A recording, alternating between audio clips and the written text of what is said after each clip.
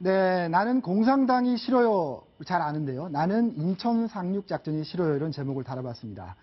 27일 날 개봉한 영화죠. 인천 상륙 작전이 개봉 5일 만에 관객 200만을 돌파했다고 합니다. 대흥행인데요.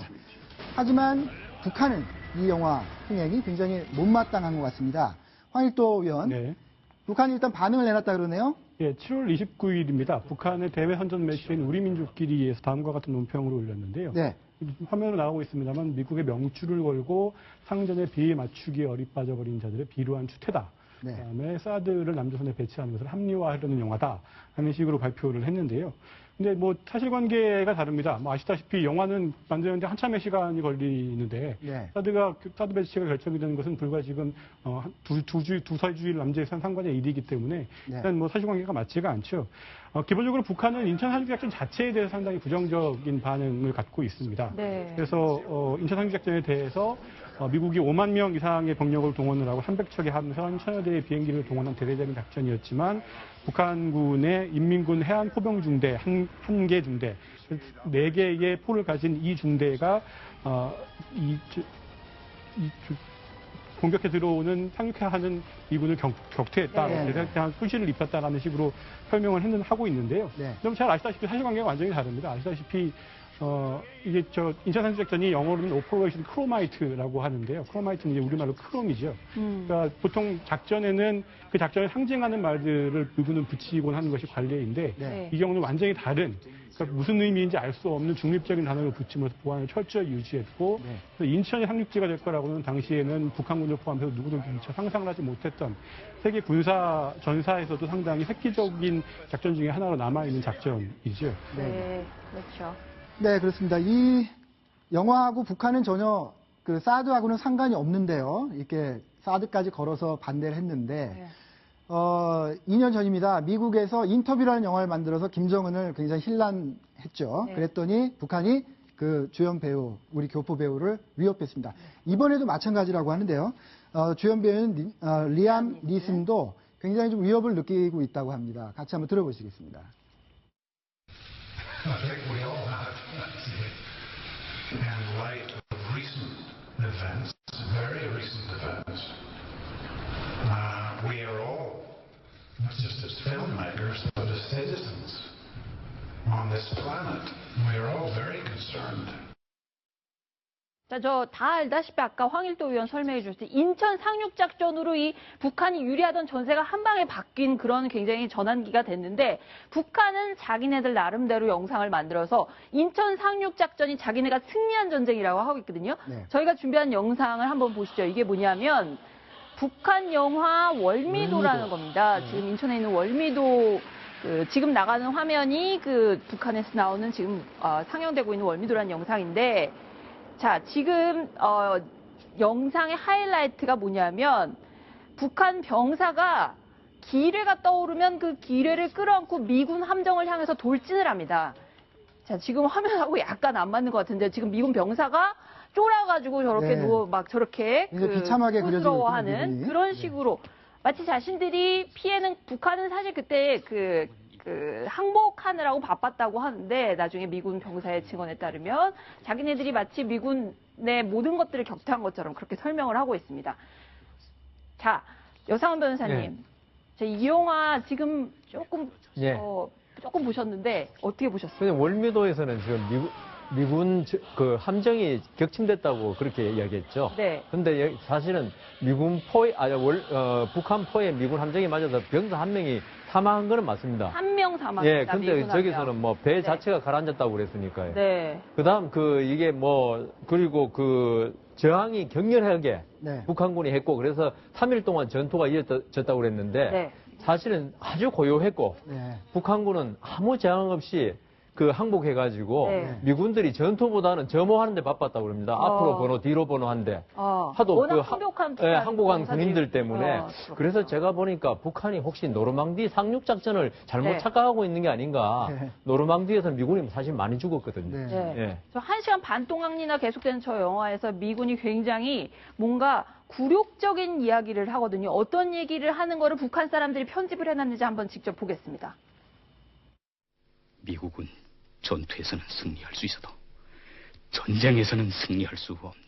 메카드는 이 전투의 패배를 두고 일생토록 수치를 느껴야 할 것.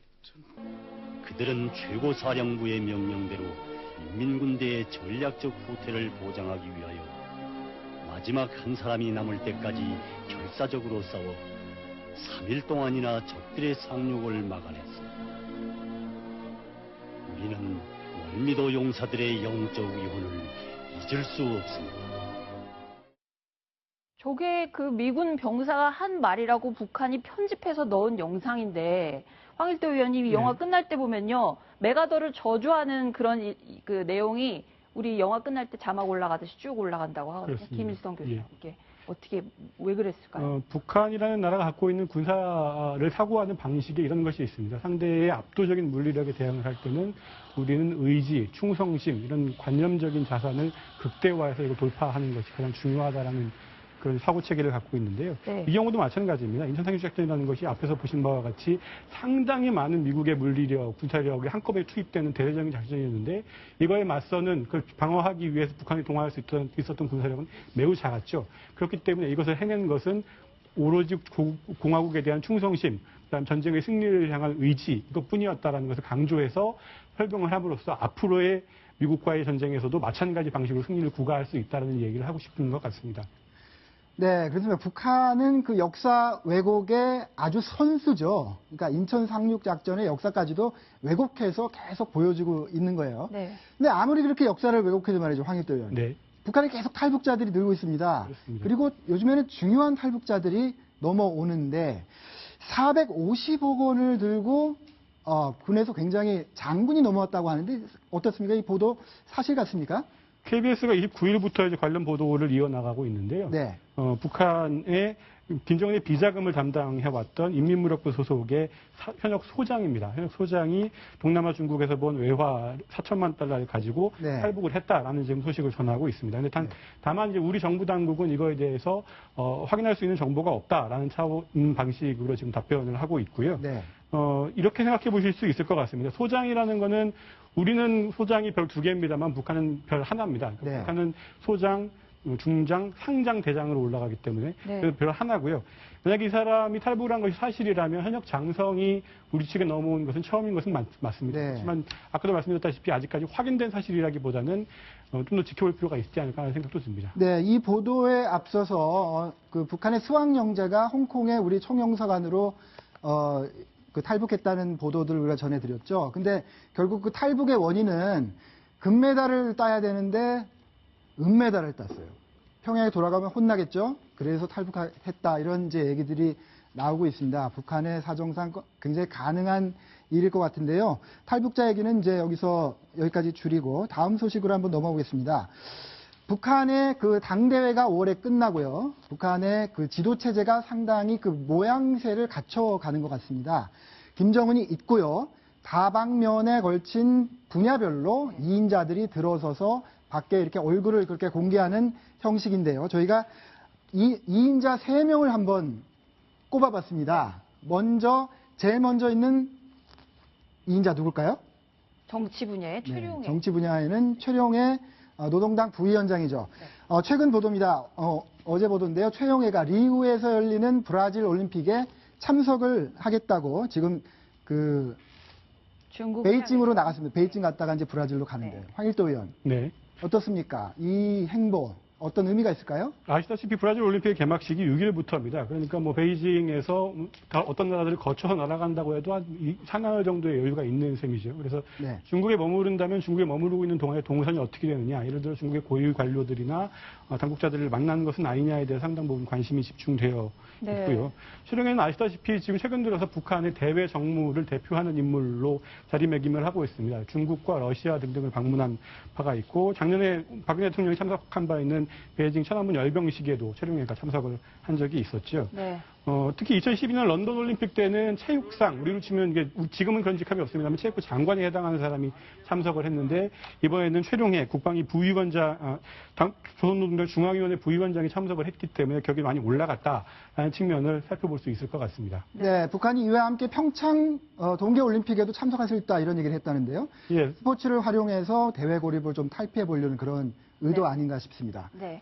다음으로는 경제 분야의 2인자가 누굴까요? 네. 바로 그 경제 분야 박봉주 총리가 총리입니다. 네, 저희가 꼽아봤는데요. 얼마 전에 지난주에 있었습니다. 김정은이 공들여서 만든 평양에 중앙 동물원이 있거든요. 여기 3D 그래픽도 나오고 굉장히 북한 사정에 비해서 화려합니다. 여기에 그 등장을 해가지고 기념사를 냈는데 어떻게 얘기를 했는지 한번 직접 들어보겠습니다. 자연박물관과 중앙동물원은 노동당 시대의 기념비적 창조물이며 우리 당이 인민들과 청소년 학생들에게 안겨주는 은정 깊은 선물입니다. 자, 황일도 의원, 네. 이 김정은 시대에 요즘 경제 행보하면요, 박봉주가 늘 김정은 옆에 그림자처럼 따라다니는 것 같습니다. 박봉주의 경제, 이 어떤 거를 의미하는 걸까요?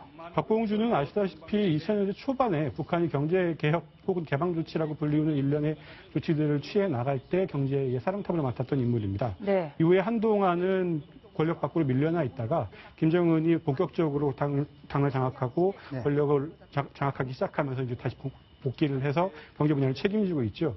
핵심은 이렇습니다.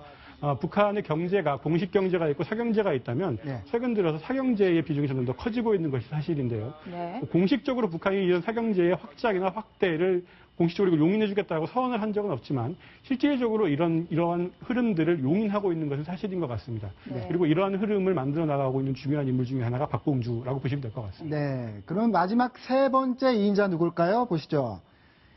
네, 이수용 역시 부위원장이죠.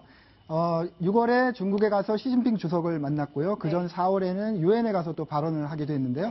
한번 이수용의 발언 한번 들어보시겠습니다.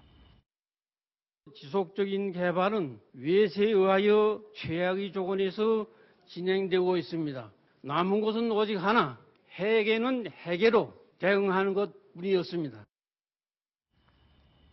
네, 황일도 의원. 네. 정치, 경제, 외교를 봤거든요. 네, 그렇습니다. 군의 2인자는 누굽니까, 지금? 그러니까 그 부분이 가장 김정은 체제의 가장 재미있고 흥미로운 부분 중에 하나인데요. 네. 이전에 선군 시대라고 불리우던 김정일 시대에는 군을 대표하는 인물들이 아주 명확했습니다. 네. 그렇지만 최근 들어서 군을 책임지고 있는 군의 사상 통제를 책임지고 있는 총정치국장을 계속 맡아오고 있는 인물은 황병서인데요. 네. 아시다시피 황병서는 직업 군인 출신이 아닙니다. 네. 당 조직 지도부에서 오랜 기간 커리어를 쌓아온 관료 출신이죠. 네. 다시 말씀드리면 한 명의 군인에게 군사력을 군권을 동원할 수 있는 총체적인 권력을 주지 않겠다라는 것이 김정은이 지금 군에 대해서 갖고 있는 기본적인 생각인 것 같고요. 네. 이 와중에 군이 갖고 있던 여러 가지 그러니까 외화벌이랄지 이런 기득권들을 해체해 나가고 있으면서 그러다 보니까 이제 군에서의 반발이 심해지고 그러다 보니까 앞에서 설명드린 바와 같이 군 출신의 탈북자들이 늘어나고 하는 일들이 벌어지고 있다고 보시면 될 것 같습니다. 그렇게 연결이 되는군요. 네, 어쨌든 당의 이름으로 군을 장악한 다음에 내가 군권을 갖겠다. 이게 김정은의 이제 의도인 것 같습니다. 그런 과정에서 다른 분야에는 뚜렷한 2인자들이 있지만 군에는 없는 그런 상황. 이런 상황이 북한의 미래에 어떤 영향을 줄지 한번 유심히 지켜보겠습니다.